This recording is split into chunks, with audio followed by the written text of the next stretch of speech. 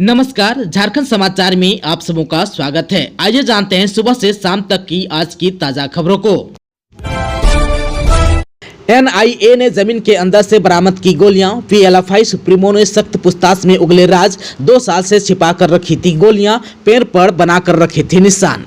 राष्ट्रीय जांच एजेंसी यानी कि NIA ने गुमला के कामडारा प्रखंड स्थित सरिता जंगल से लगभग 1500 राउंड गोलियां बरामद की है, जिसमें 7.62 mm की 1245 और 5.56 mm की 271 राउंड गोलियां हैं। ये वही गोलियां हैं जिसे PLFI सुप्रीमो दिनेश गोप ने डब्बे में बंद कर खुद जमीन में दफन कर रखी थी। इतना ही नहीं, उसने गोलियों को दफनाने वाली जगह के पास एक पेड़ में निशान भी बनाकर रखे थे, ताकि आसानी से जगह की तलाश कर गोलियां निकाली जा सके। बताया जा रहा है कि NIA ने PLFI सुप्रीमो दिनेश गोप को अपने साथ सरिता जंगल लेकर गई, जहां उसने खुद अपनी उंगलियों को फेर कर छुपाए गए गोलियों की जानकारी दी, जिसके बाद NIA और जिले के पुलिस ने उस जगह की जमीन खोदकर गोलियां बरामद कर ली। फिलहाल गोलियां कामडारा थाने में रखी भी है। दिनेश गोप की निशानदेही पर गोलियों की बरामदगी के तुरंत बाद उसे राज्य वापस ले आया गया। इस दौरान उसने NIA को कई अहम जानकारी भी दी, कई सफेदपोश लोगों के नाम भी बताए।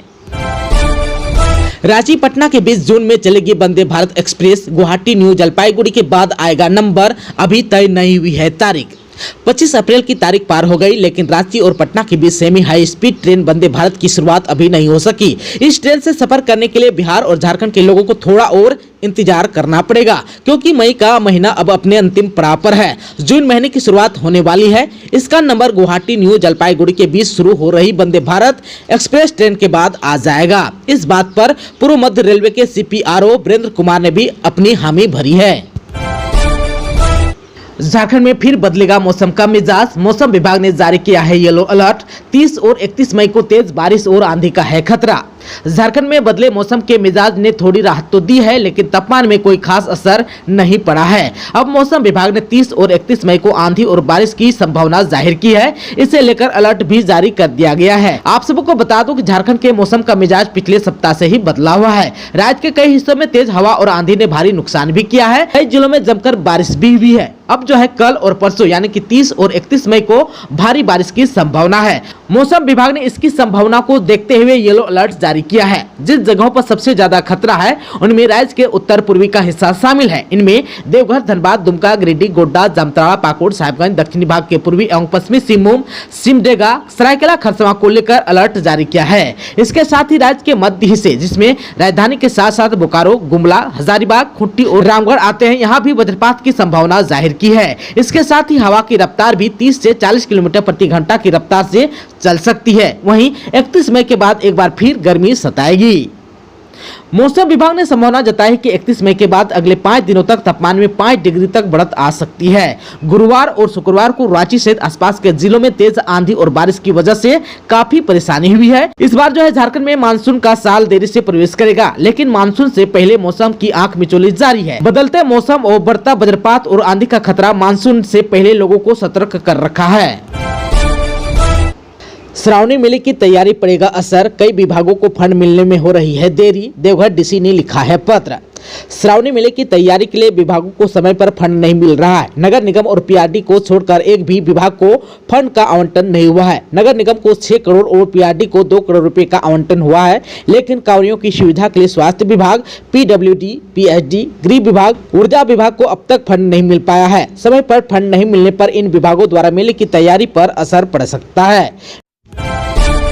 नमो क्रिकेट कैंप में 1 जून से तराशी जाएंगी रांची के क्रिकेट प्रतिभाएं। ट्रायल में आज 50 बच्चे चयनित।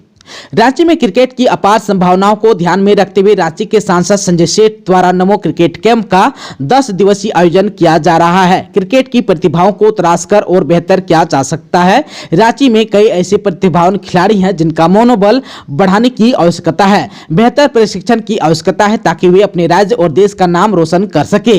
इसी उद्देश्य से 1 जून से 10 जून 2023 तक सरदार ग्लोबल स्कूल बुकरू काके में 10 दिवसीय नमो क्रिकेट कैंप का आयोजन किया गया है।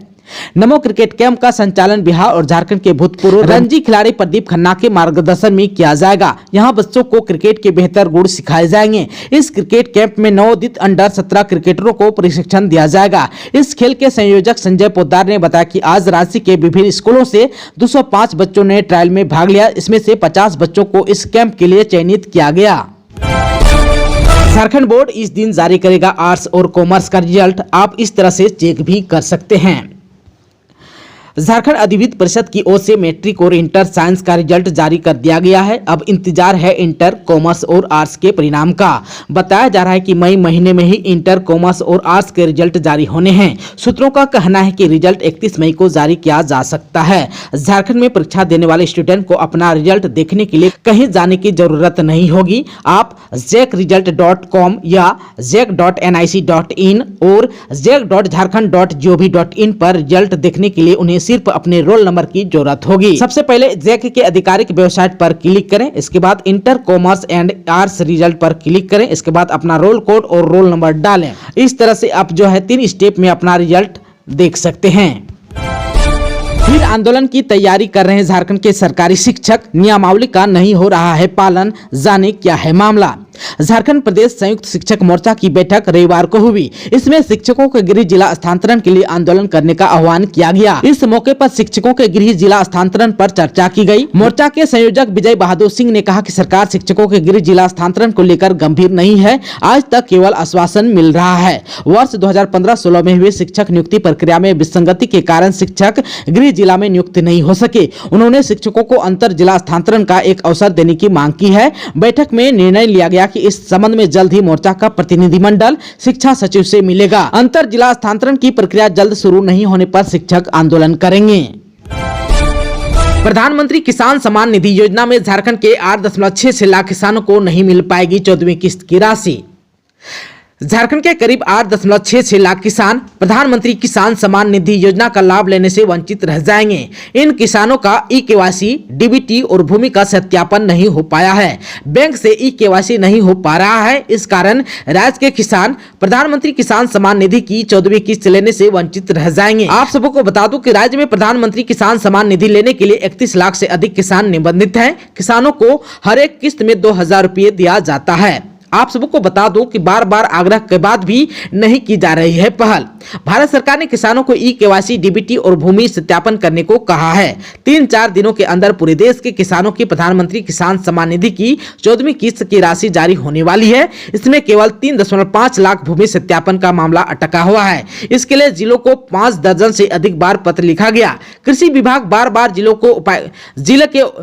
के उपायुक्तों को आग्रह कर रहा है। इसके बावजूद इस दिशा में कोई विशेष पहल नहीं हुई है। अरगोड़ा के अंचल कार्यालय में ओबीसी प्रमाण पत्र के लिए अभ्यर्थी महीनों लगाते हैं दौड़, अधिकारियों के बहाने हजार। अरगोड़ा अंचल कार्यालय में ओबीसी प्रमाण पत्र को लेकर 40 से अधिक मामले लंबित है। महीनों चक्कर लगाने के बाद अभ्यर्थियों को प्रमाण पत्र नहीं मिलता है। अभ्यर्थी आवेदन करने के बाद अंचल कार्यालय का चक्कर लगाकर थक गए हैं। ज्यादा पूछताछ करने पर अधिकारी और कर्मचारी कह देते हैं कि 10 दिन के बाद दोबारा आकर पता कर लें, बन जाएगा तो मिल जाएगा। अधिकारी और कर्मचारी तरह तरह की दलील देते हैं जो अभ्यर्थी की समझ से परे होता है। ऑनलाइन आवेदन कैसे रद्द हो गया इसकी जानकारी भी नहीं दी जाती है। झारखंड में हावड़ा नई दिल्ली रूट पर पोल में उतरा 25,000 वोल्ट का करंट, 8 लोग जिंदा जले, रोकी गई ट्रेन। हावड़ा नई दिल्ली रेल मार्ग पर धनबाद और गोमो स्टेशन के बीच निश्चितपुर रेल फाटक के पास बड़ी घटना हो गई। आज जो है मजदूर पोल गाड़ रहे थे और उन्होंने शटडाउन नहीं लिया था। काम के दौरान पोल डगमगा कर 25,000 वोल्ट ओवरहेड तार से छू गया, जिसके बाद करंट की चपेट में आने से मौके पर 8 लोगों की मौत हो गई। यह हादसा 25,000 वोल्ट बिजली की तार की चपेट में आने से हुआ। घटना के बाद ट्रेनों को अलग अलग स्टेशनों पर रोका गया। जानकारी के मुताबिक अभी 1 दर्जन से अधिक लोग गंभीर रूप से झुलस गए हुए हैं। बिरसा मुंडा जेल में धड़ल्ले से किया जाता है मोबाइल का इस्तेमाल, एक ही सिम के नंबर का उपयोग कई फोन पर। बिरसा मुंडा केंद्रीय कारा रांची में कुछ सजाया फता कैदियों और अन्य बंदियों द्वारा धड़ल्ले से मोबाइल का इस्तेमाल किया जाता है। इसका अंदाजा आप इस बात से भी लगा सकते हैं कि सिम नंबर 8235064923 का उपयोग 42 मोबाइल में किया गया, जबकि मोबाइल नंबर 8234622139 का इस्तेमाल 25 मोबाइल में किया गया। रांची पुलिस ने सिम नंबर 8235064923 का भौतिक सत्यापन करना शुरू किया। तब यह बात सामने आई कि यह सिम अनगढ़ा थाना क्षेत्र के हसल जारा निवासी सुधीर महली के नाम पर लिया गया। जब पुलिस इनके पास पहुंची तब इन्होंने कहा कि 8235064923 नंबर इनका नहीं है। फिर पुलिस ने इसकी जांच की, तब पता चला कि यह नंबर सुधीर महली के बहनोई राजू सिंह उपयोग कर रहे हैं, जो कि अपहरण के एक केस में बिरसा मुंडा केंद्रीय कारा में सजा काट रहे हैं। इसी तरह सिम नंबर 8603261277 की जांच में यह बात सामने आई कि यह रांची के खरसीदाग ओपी के कोटियातू तेतरी निवासी सुनीता देवी के नाम से है। जब इसका सत्यापन शुरू किया तब सुनीता के पति सचिंद्र लोहरा ने पुलिस को बताया कि हत्या के एक केस में नामकुम थाना में उसके भाई मनीष को बिरसा मुंडा केंद्रीय कारा भेजा था। जब वह जेल में उससे मिलने गया था तब चुपके से सिम नंबर 8603261277 भाई को दे दिया था। उसी नंबर से मनीष जेल से फोन करता था। राष्ट्रपति द्रौपदी मुर्मू के दौरे के दौरान पुलिसकर्मियों का आतंक, सुरक्षा के नाम पर आमजनों से की जमकर बदतमीजी।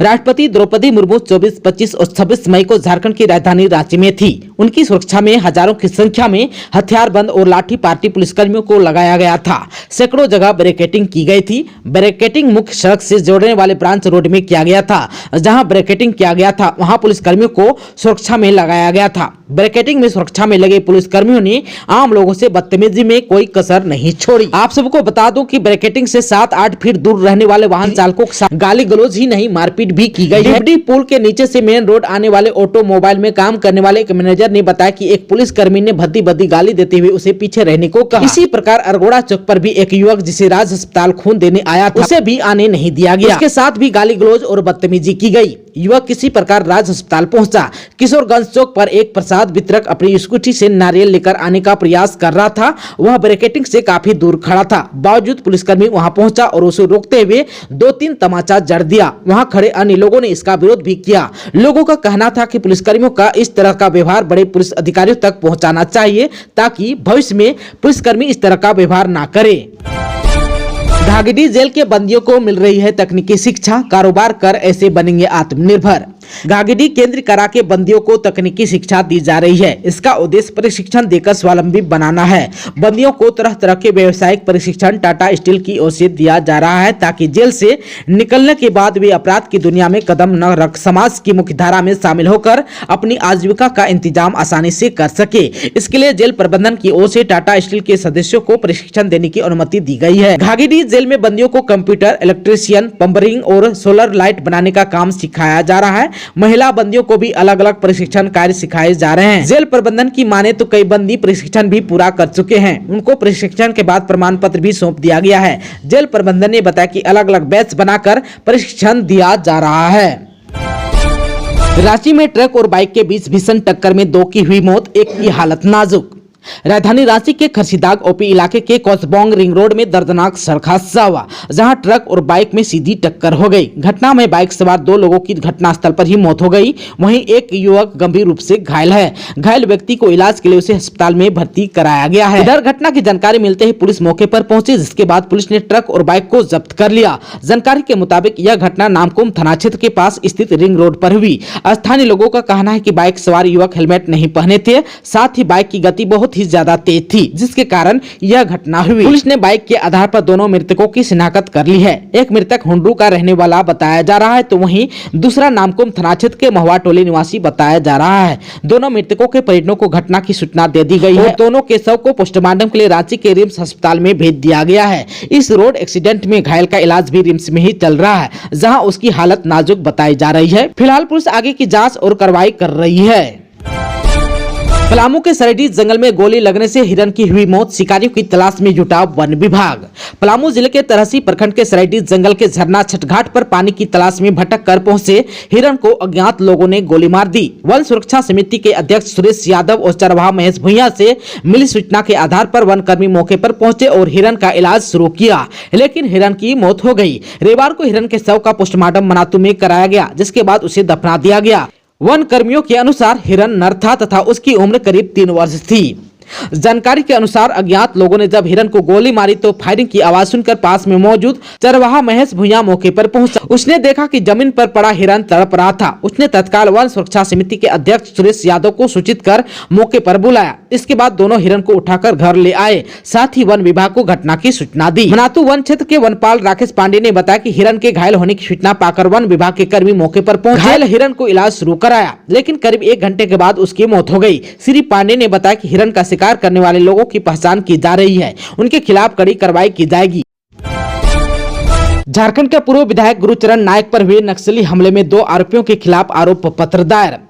रांची के राष्ट्रीय अन्वेषण अभिकरण यानी कि एनआईए ने पूर्व विधायक गुरुचरण नायक पर हुए नक्सली हमले से संबंधित एक मामले में अपना दूसरा पूरक आरोप पत्र दायर किया है। मालूम हो कि जनवरी 2022 में झारखंड में हुई इस घटना में 2 पुलिस कर्मियों की मौत हो गई थी। मामले की जानकारी देते हुए संघीय एजेंसी के प्रवक्ता ने बताया कि प्रतिबंधित नक्सली संगठन भारतीय कम्युनिस्ट पार्टी माओवादी यानी कि भाकपा माओवादी के 2 हथियारबंद केडर 25 वर्ष तिवारी बंकीरा उर्फ साका और 20 वर्ष सदन कोरह उर्फ साजन के खिलाफ शनिवार को रांची में एनआईए की विशेष अदालत में आरोप पत्र दाखिल किया गया। झारखंड के पश्चिमी सिंहभूम जिले के रहने वाले दोनों नक्सलियों पर भारतीय दंड संहिता आईपीसी और गैर कानूनी गतिविधि रोकथाम अधिनियम विभिन्न धाराओं के तहत आरोप लगाए गए हैं। एनआईए प्रवक्ता ने कहा कि बंकीरा को 30 नवंबर को गिरफ्तार किया गया था, जबकि कोरह 13 फरवरी से हिरासत में है। एनआईए के जांच के अनुसार वे भाकपा यानी कि माओवादी को आतंक हिंसा संबंधित गतिविधियों को आगे बढ़ाने और भारत सरकार के खिलाफ युद्ध छेड़ने में सहायता प्रदान करते थे। दोस्तों, अभी तक आपने चैनल को सब्सक्राइब नहीं किया है तो प्लीज चैनल को सब्सक्राइब कर बेल आइकन को प्रेस कर दीजिएगा ताकि खबरों का अपडेट आपको मिलता रहेगा। इसके साथ ही आज के खबरों में बस इतना ही। हमें दीजिए इजाजत। नमस्कार।